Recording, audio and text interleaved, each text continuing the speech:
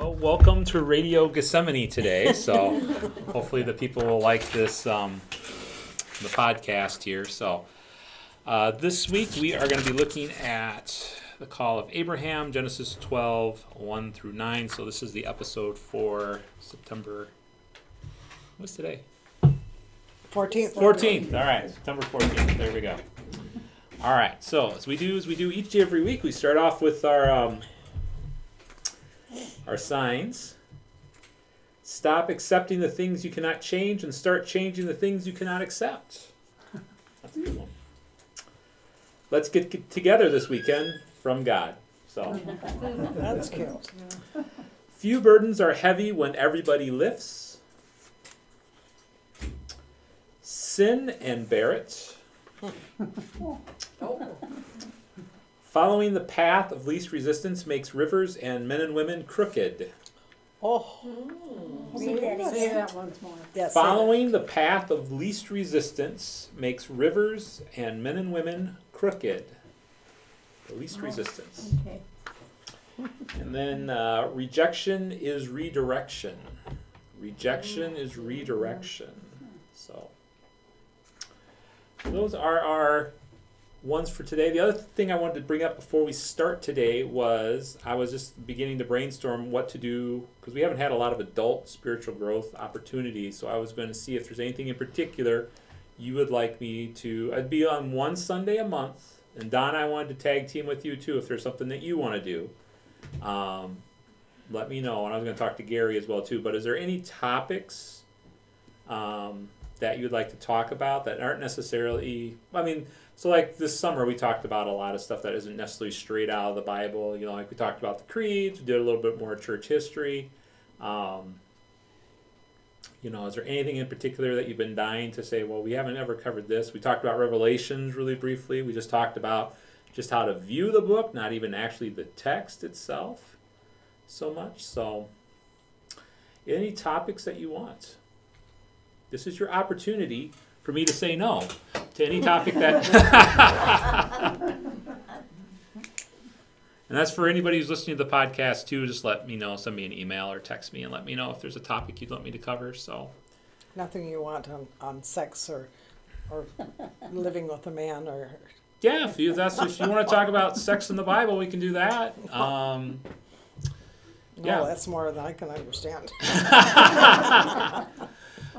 We can, whatever you guys want to talk about. We can do more heresies if you want to talk about more heresies or different. So heresies are times within the church that people have a different idea of doctrine. So like a big one was Jesus fully human and fully divine, or was just Jesus divine, or just Jesus human? That was a big heresy. There's a lot of stuff that the early church had to figure out. So what was that? So I mean, we could have a discussion on that. We can talk about prayer. We can talk about just what do we do with general anxiety? What do we do with, anything? So Predestination.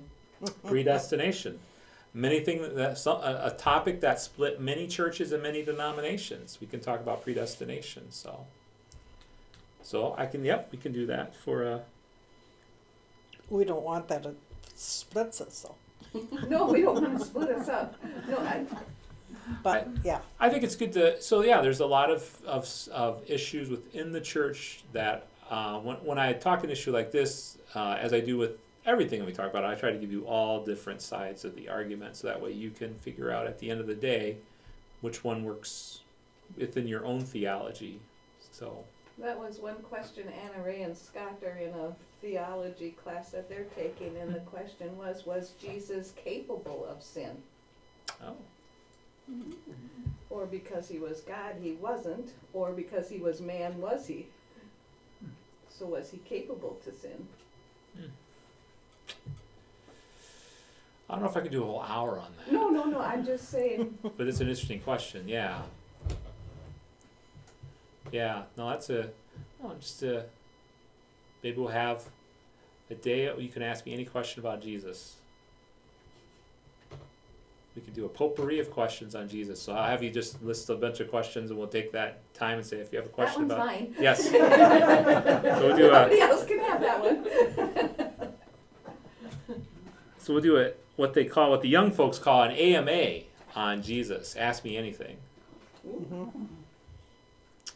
So, but yeah, so we'll do so we got 2 topics so far: predestination, and we'll do an AMA on Jesus. Anything else right now that you can think of? We can talk about. Yeah, anything's the sky's the limit. If there's anything about faith that you have always been wanting to know, like why are the Baptists wrong, I'm just kidding, Don't get me Jeanette. started. So, but maybe, do a little bit more church history, maybe talking about how, maybe some different church leaders, maybe because how many of you know about John Calvin, and what he was about, or the Wesley brothers. So maybe talking a little bit about some of these other denominations, so the Wesleys are, do you guys know what denomination they started? Methodist. John Calvin, He had a lot to do with the Baptists, but the Reformed Church, yeah. But they've also taken some of that too. So maybe we'll just do a couple of talks just on different denominations, and you can sort of just see the difference, because you might be wondering to yourself why. What's the difference between us and Episcopalians, or what's the difference between us and Methodists or Baptists and stuff like that. So Jehovah's Witnesses, what are they? So maybe we'll just do just a little. So we'll do some background. So okay, so that gives me some topics. That'll at least get me to December. So I'm pretty sure an hour would fill up questions. yeah. So we'll do. So those are the things we'll do. So we'll start in October, and I'll just do a Sunday. It'll be after service. Hopefully, when I'm not doing a meeting. We'll see how that works out. And then so we'll just do it after service. You can come on in here, bring your coffee. We'll take an hour and talk about these things. So, and I'll try to record them. We'll see how this goes today. So, all right. So thank you for that. And then we're into our feature topic for today. You had your coming attractions right there with the with that. So today we are talking about Genesis 12, 1 through 9. And before we get into the text, as you know, what I always like to do is I like to bombard you with facts about the book that we're in. So does anybody remember how we came up with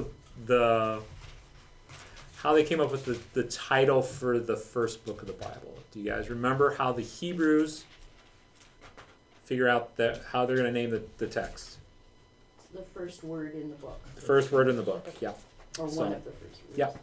Absolutely. So, so the first book, so the Hebrews name this is out of the Hebrew Bible. So this is our Jewish brothers and sisters. The first book comes to us out of that.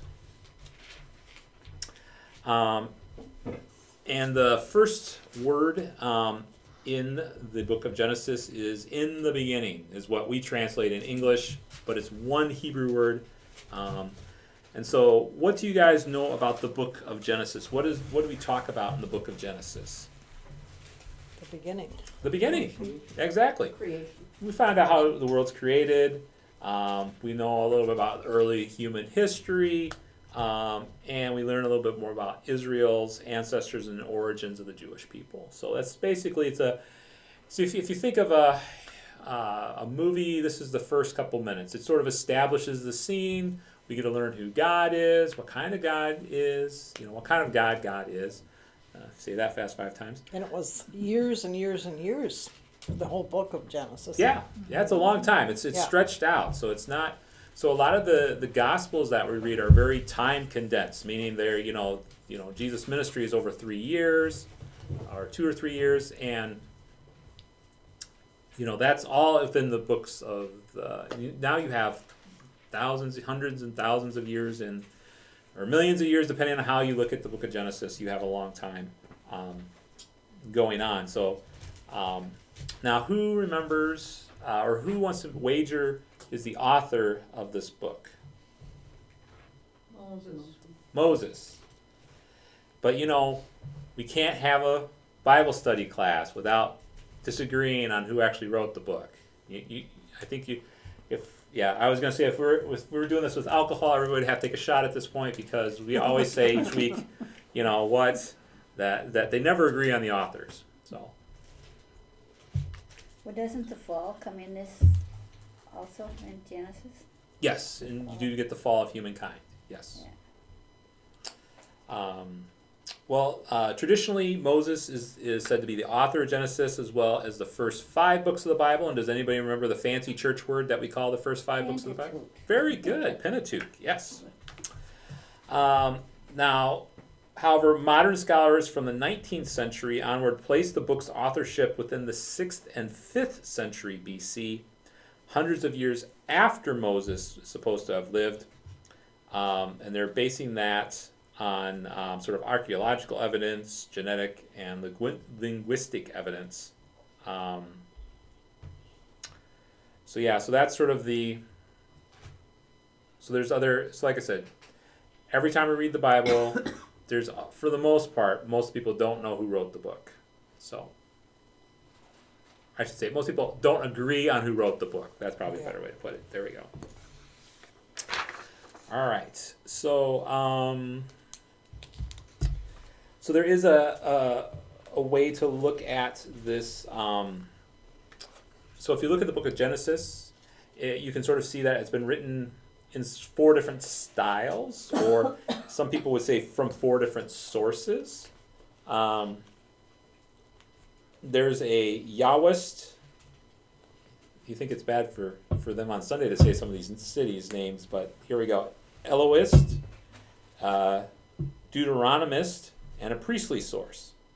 And this is known as the documentary hypothesis. So again, a hypothesis is just, it's not fact. It's just what they are guessing. As I told my biology professor in college, who gave me a wrong mark on it, I said a hypothesis is an educated guess. He says, you're absolutely right, but you didn't write down my correct definition, so I'm not giving you points. I was really mad after that, but No kidding. yeah. So on that, after that side note, so each source held to tell the same basic story, with the sources later joined together by various editors. Since the 1970s, however, there has been a revolution in this line of thought, leading scholars to view the Elohist source as no more than a variation of the Yahwist source, and the priestly source as a body of revisions and expansion to the Yahwist or non-priestly material. So basically what they're saying, the reason why they think that is how many creation stories are in the Bible? 2. And so they're like, if one person wrote this, why did they, or if you had only one way of looking at this, why did they write 2 of them? And they're like, well, okay. And some of the language is a little different. The way that they refer to God is a little different. In the early parts of the Bible, they refer to God as Elohim, which is sort of a generic way to say God. And then later on, they use Yahweh, which is what we typically say, and they don't put the vowels in. Why do you think they don't put the vowels in?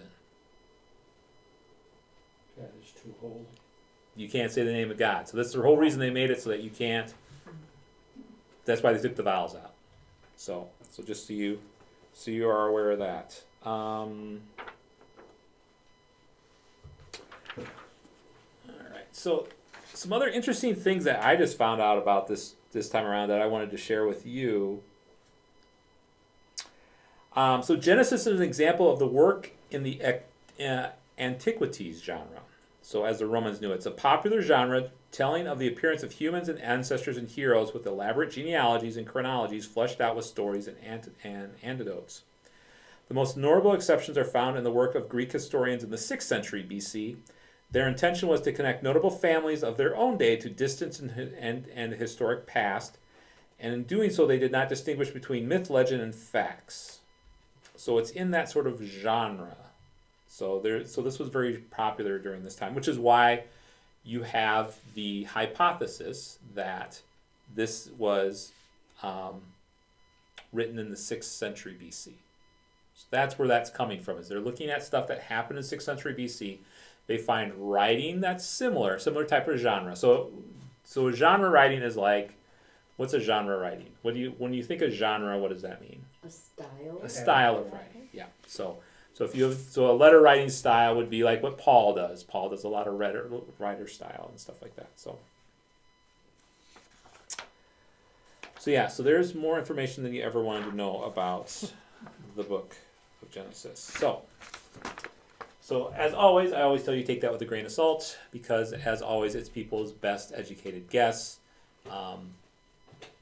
And probably in 1,000 years from now, they'll have a different guess as to how it works out. So yeah, so there's For somebody that's getting kind of forgetful. yeah.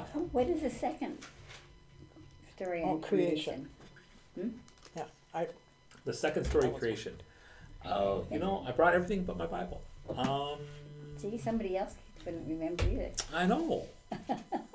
The second You story is forgot too. actually right after the first story. It's actually, I think, in chapter 2. Am I right? or of Chapter Adam 3. and Eve. Yeah, of Adam and Eve. Oh. So there's a second oh. story. So if you look, so that you have the first story of creation, which we start off right off the bat. Yeah. God created the universe and da da da da da. And then I want to say it's in. Loretta, could I borrow your Bible just for a second? I'll give it right back.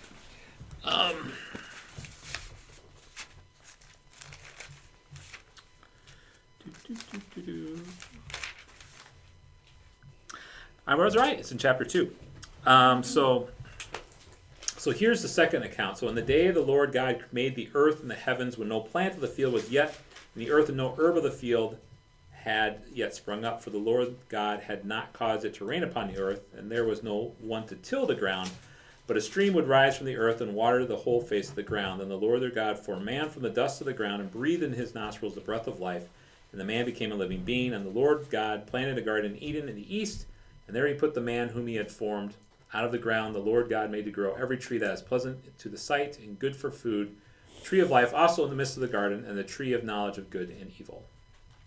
So that's a little different than the first account, which goes into here's when the stars were made, here's the day and nights, and that type of stuff. So thank you, Loretta. So yeah, so that's the other account of creation. So, which is why they have this. They're saying there's different styles. So,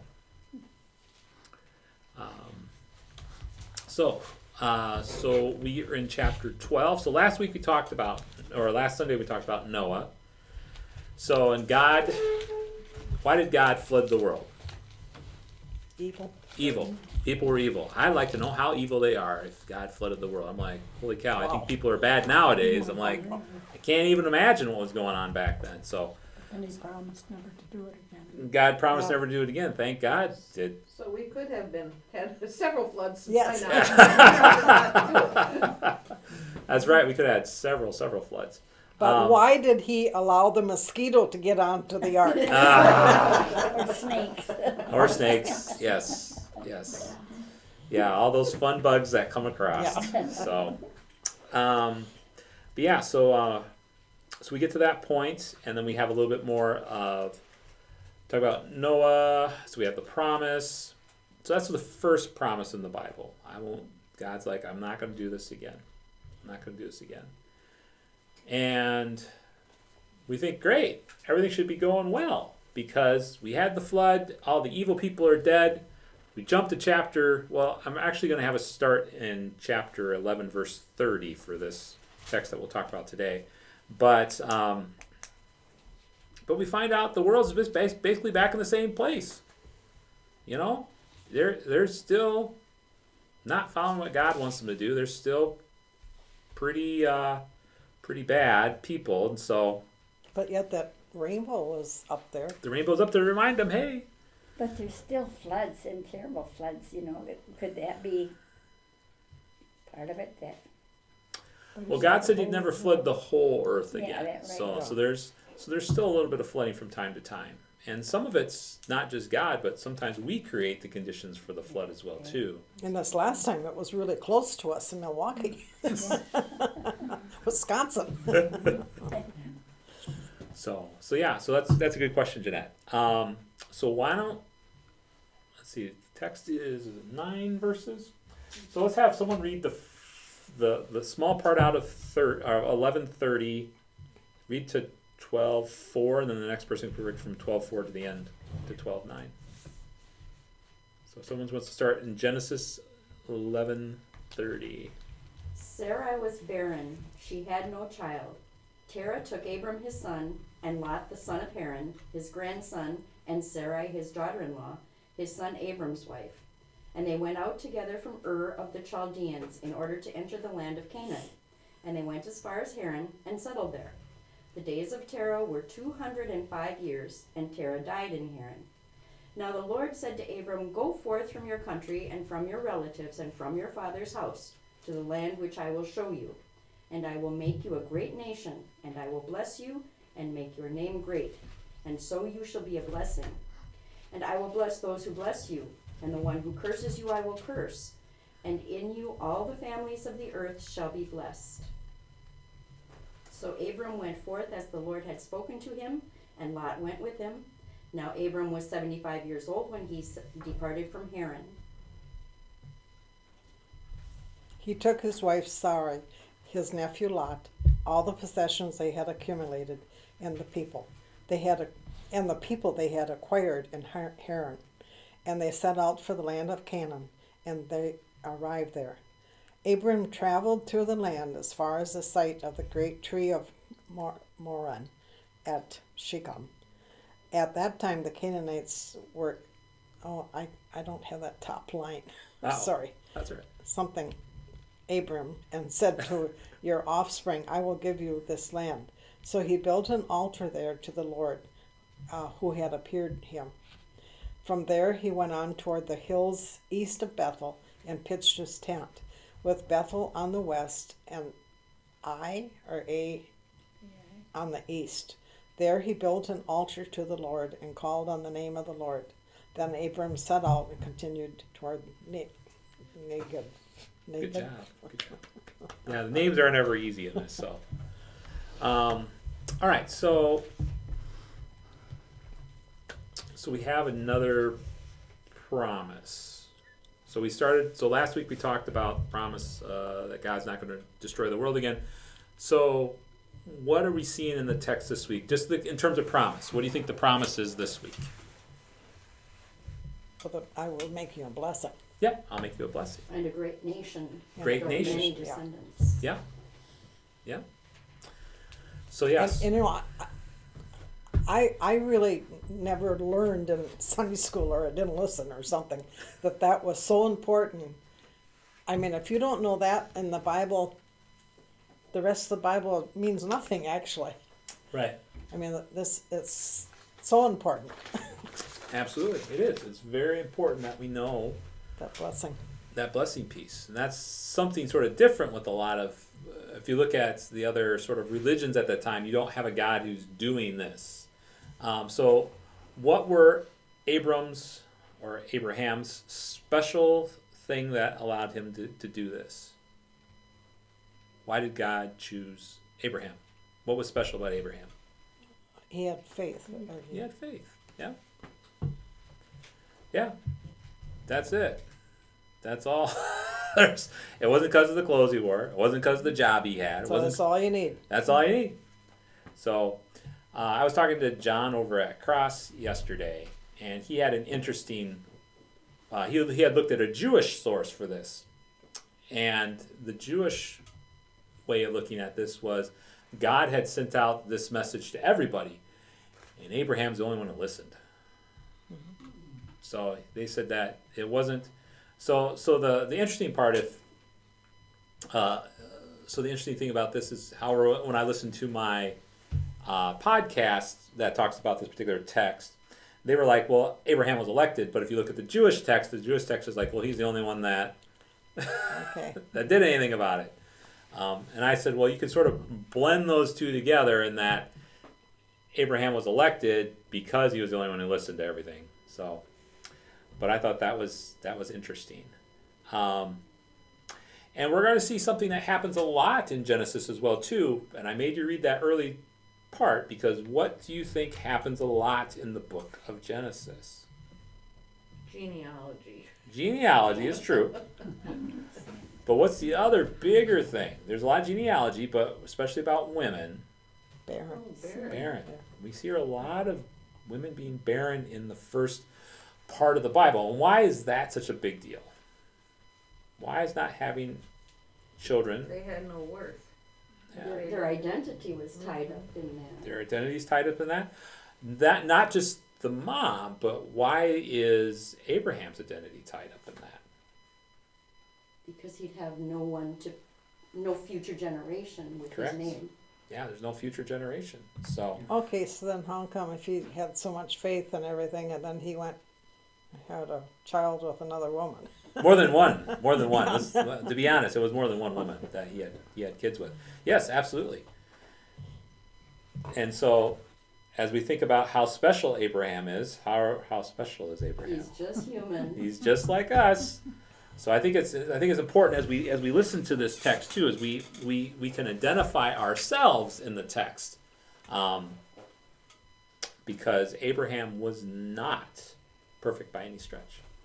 So the person that we're following in faith doesn't have always a great track record. So, which I find interesting, because you would think that you would be up here. Well, even most of the stories in the Bible too, you don't understand, or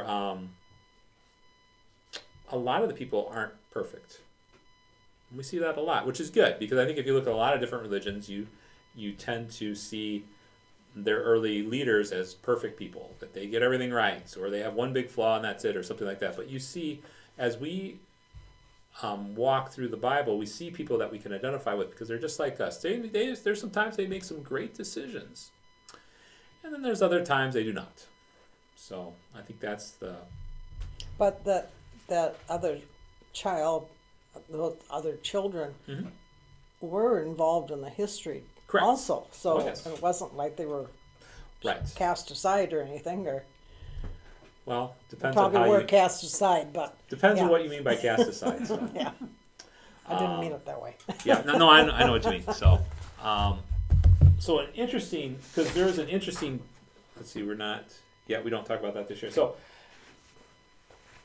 let's talk about Abraham for just one more second here before I really dwell on this particular part of the text. But if you remember Abraham, what was his other big claim to fame with Isaac? When he had his son Isaac, everything was great, everything was wonderful, and then what do you think was so? Oftentimes, we see this particular event in Abraham's and Isaac's life as sort of a culmination of God's faithfulness to the both of them. We see this as this great moment of faith.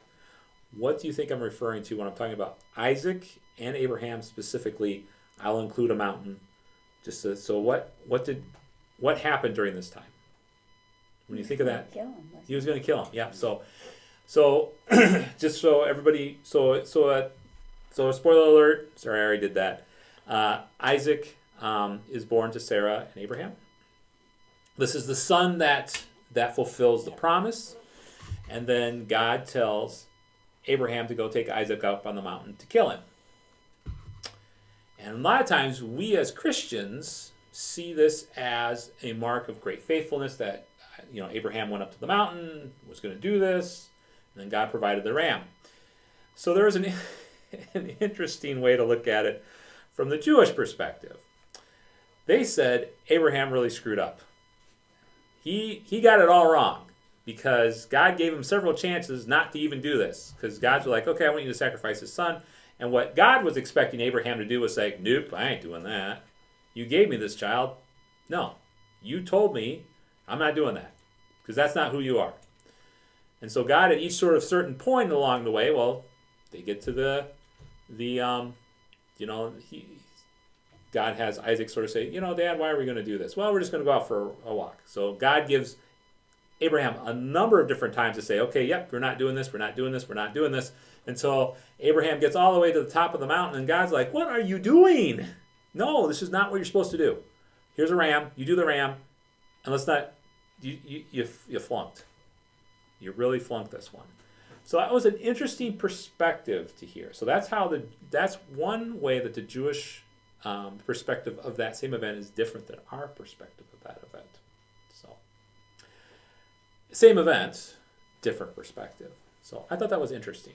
So But what would have happened if we read in the Bible where he took his son up there? right, Absolutely. If that hadn't happened, then what? What would the story been like? He had Well, a lot so- of trust. Well, yeah, so it's about trust. The story is about Yeah, trust, yeah. and then God. So the way the Jewish folks see it as, so Abraham failed through that, and yet Abraham failed a lot during that particular test, and yet God still said, "Yep, I still love you. We'll still work it through."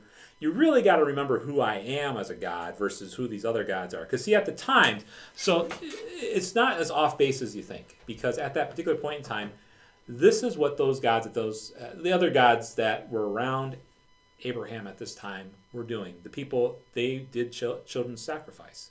And so God saying, do this for me, isn't out of line with what all the neighbors were doing for Abraham.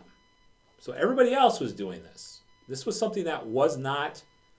And so when God said, I want you to do this, Abraham said, okay, yep. Just like the guy down the street had to do the same thing. Yep, I'm going to do the same thing. And then God's like, what are you doing? Don't you know who I really am? Don't you know what I represent? And so that's why, in some sense, it was showing Abraham had failed, because Abraham didn't realize who God really was. That God was not a God who required children's sacrifice. That God was a God that loved and honored God's promises. Because if Abraham killed Isaac, God would be honoring God's promise. And so it's a little different take on that particular, and a sidebar, sorry. But I thought it was very interesting, and I just wanted to point that out, because I hadn't thought of that before.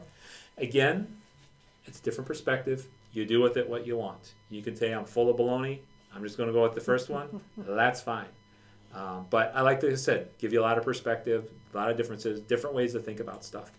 Well, if God tells you to do something, Right. you should do it. Absolutely. You know, if he gives you all of a sudden something comes says to you, you should be doing this, Mhm. and it comes from him, you should do it. I'm glad you bring that up, Dennis, because that's what we're talking about today. Because, yeah, if God says something, we should do it. So then you did do it, and he goes, okay. Just like when they left, Lot's family left, he said, do Right. not look back. Correct. Look back. Correct. Yep. Boom. Yep. True assault. Yeah. So, So my argument with you with that would be not with Lot's wife, but with God saying do this, is to understand, did Abraham at that particular point in his relationship with God really understand who God was, or was Abraham just saying yes to everything? And God wanted to say, are you really listening to me? Like as a parent, or I should say as a spouse, you can sometimes, I'm notoriously guilty of this if I'm listening to my headphones at night and my wife says something, dear. How many times have we all done that? I think we've all done that before, right? We've all said, oh yeah, that's fine, dear. And did we really listen to what they were saying? And I think you could make the case, again, my opinion, that God was saying, Abraham, are you really listening to what I'm saying? Or are you just going, yeah, I'll just do whatever? As opposed to, no, this is not who you are, God, as I understand you. Can you tell me? Because it might not have been, what Abraham could have said was, God, I don't understand why you do this, because your promise tells me this. I want to understand a little bit more what you mean by that. And that's not necessarily saying no, but that's more of clarifying. And Abraham, I think, would have been at a point to do that, to say, hey, I don't understand why you want me to do this, because this is who you are. And but unfortunately, he just went ahead and said, I'll do it. And like I said, you can look at it as a great model of faith, or you could look at it from the opposite perspective and go, it was a great failure of communication.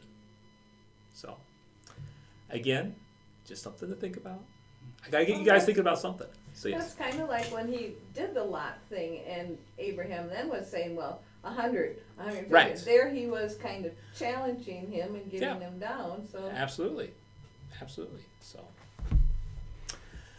So today we're going to be sorry, that's a side note. I just wanted to tell you that because I found that really interesting, and it made me really think yesterday about God's and Abraham's relationship and that particular story. Because when we talk about the story for today, which is basically Abraham picking everything up and moving to a new place, so which into our eyes isn't really a big deal, right? How many times have people moved in their life, Yeah. right? We've all moved once or twice in our lives, you know. I should. I get rid of some stuff. Same here. So yeah, so we move. You know, we yeah, it's just something that we do. But back then, it wasn't something that you do. It's not, you know, when they were picking up and moving, they weren't moving to a new job. You know, they weren't moving to. They didn't have that same type of communication with their folks back then. They just couldn't call back up and say, "Hey, you know, how's mom and dad doing?" They, you know, they moved quite a considerable way away too. This wasn't like, you know, moving to Woodville. You know, they're moving pretty far away. So And not with trucks. and not with trucks. Yeah, they picked up everything and. So so what do you think God is saying to us in this context? What do you think God is saying to us? So, from just looking at Be open to change. be open to change. How do we do? Gotcha. Huh? I got Because you. I've gotcha. Yeah. So how do we do with that? Not well. Not well. So I would even say,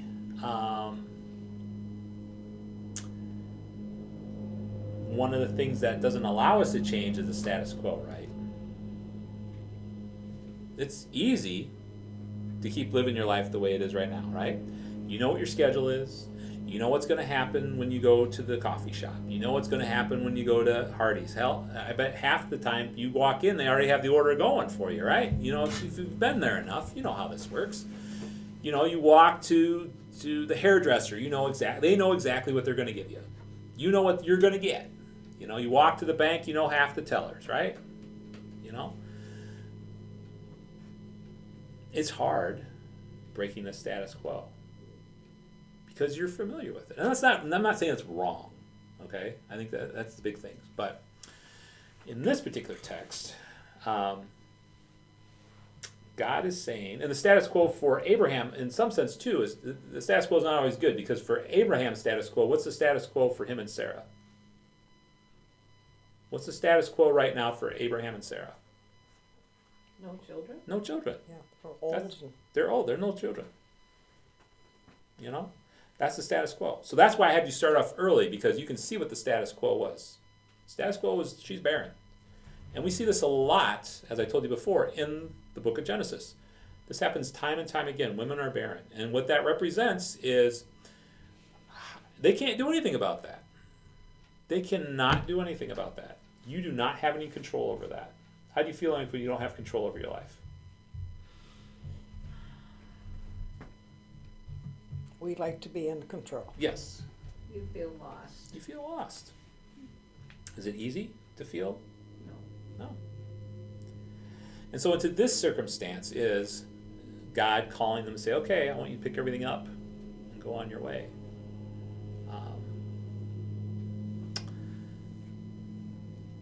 And the other part of this blessing too, does the blessing happen right away?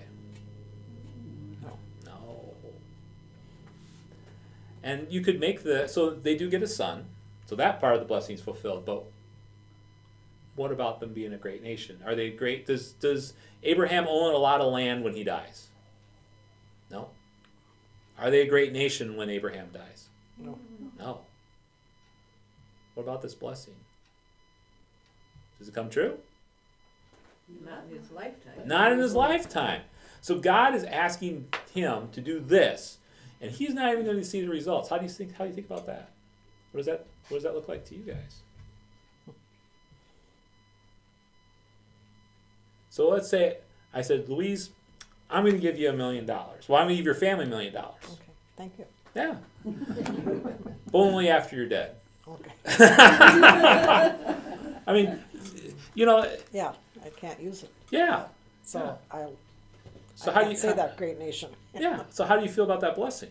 Yeah, it's not gonna not fill my. Yeah. Yeah. So I mean, so as we look at that, we're like, it's good in one sense, but in the other sense, especially as we look at stuff, how do you feel about blessings that aren't going to happen to you now, but may happen to your family down the line? It's not like that $7,000 a week that I'm going to win Yeah. for publishing. Absolutely. Absolutely. I was gonna do that. But you have to enter to win. Did you enter? Several times. So I want you to think about that, though, is that, this blessing that's going to happen is actually not going to happen. Some of it's going to happen to Abraham and Sarah, but most of it's not. And yet, they're faithful. Sort of think about this church. Do we know what's going to happen in 100 years from now? Is Gethsemane still going to be here? Are they still going to serve funeral lunches? Are they still going to serve funeral lunches? I mean, that's a wonderful question to ask. And I think it's not just us asking that question. I mean, I think all institutions, all organizations, all churches ask that at the beginning of time. Because how many people thought? Because when did we open again? 68? Something like that. When did we open? Gethsemane? Yeah. 1960. No, the original No. church though. Oh. The original church, yeah, because it that was 18. It was 1860 something. So you've been around for 65, I think. So you've been around for a long, long time. And do you think those people in that original building could even imagine this today? Where we're at right now, sitting right now. I think that's pretty cool.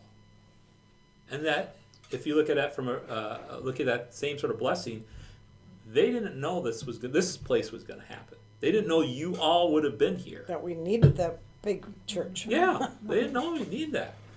And so I think that's a nice example of showing us how we as a church have been faithful over so many years, and how that blessing, even though they didn't get to see it, so most of those people who built that church and were the founding members never got to see this church or the people or you guys or what we've done in this community. They believed, and look what has happened. And so, like I said, 100 years from now, I can't wait to see what happens here. So that's one way to sort of look at this. The other thing that I want you to think about is changing the status quo. Would you like to change your status quo today? Be honest. Is everything in your life going exactly the way you want it to be? No. No. We'd get Myrna and Ken out of that restaurant, right? Yes. Exactly. Did you hear me, Wally? I said if we could change, we would get Myrna and Ken out of that restaurant. Yeah, right, absolutely. Yeah. So this text today asks us to really look at our status quo. Are you okay with it? You might be. That's fine. But I think Abraham was. Abraham was fine where they're at, right? He didn't like some of the stuff. Okay, Sarah was barren. Okay, it is what it is. I think that saying sort of justifies how we do status quos. We say that enough. It is what it is. Nothing personifies the status quo as that saying. If he had not been given the promise of descendants, that would have changed his outlook on the status quo. Could have. Might not have. He might have said, well, I'm just cursed. I can't have any heirs. Or I'll have to figure something else out. I'll do some funny math or something like that and figure out how we're going to get an heir out of this. But I think a lot of times we just accept what happens. And so this text invites us to say no. When God calls, how do you do something cool? What does that new thing look like for you? Whatever that new thing is. So, the other thing, there's another one here I was going to talk to you guys about.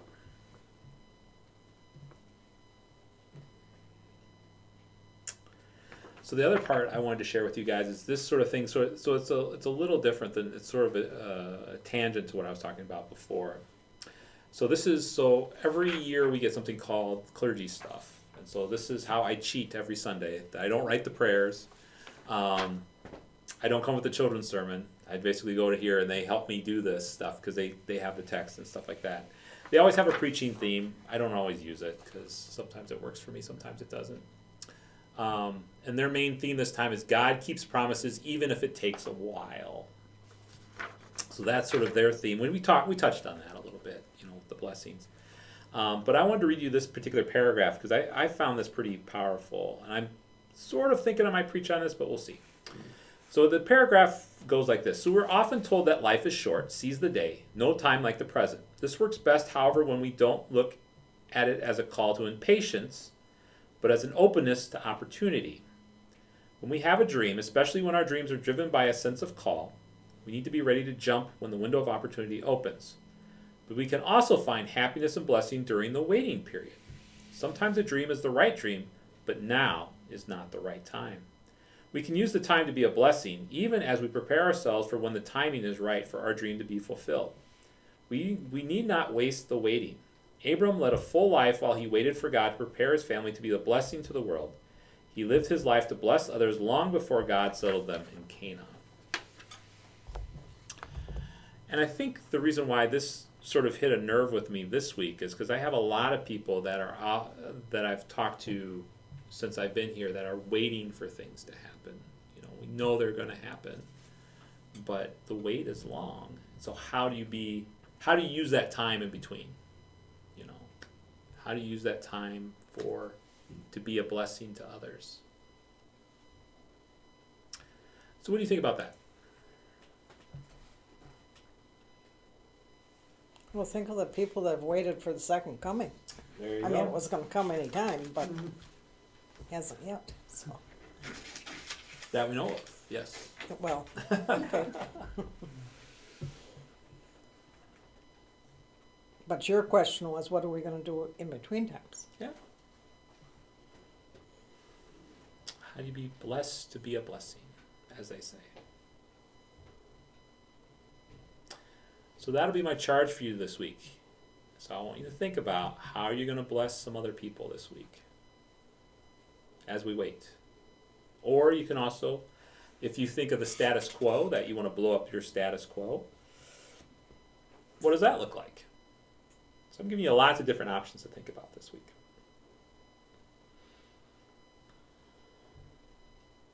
So what do y'all think?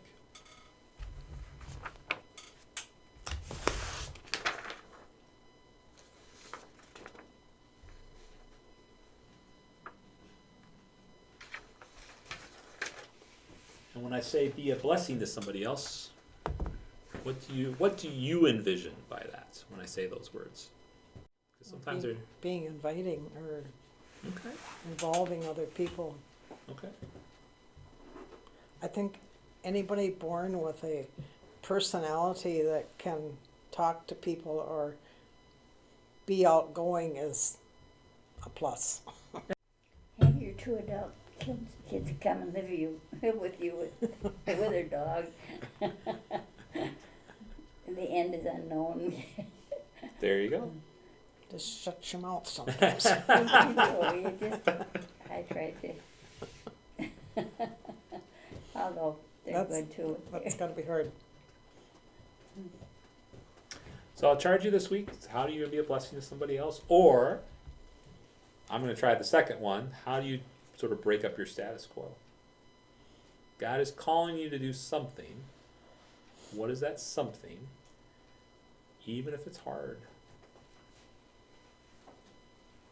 Well, if we don't come next week, you'll know which one we took.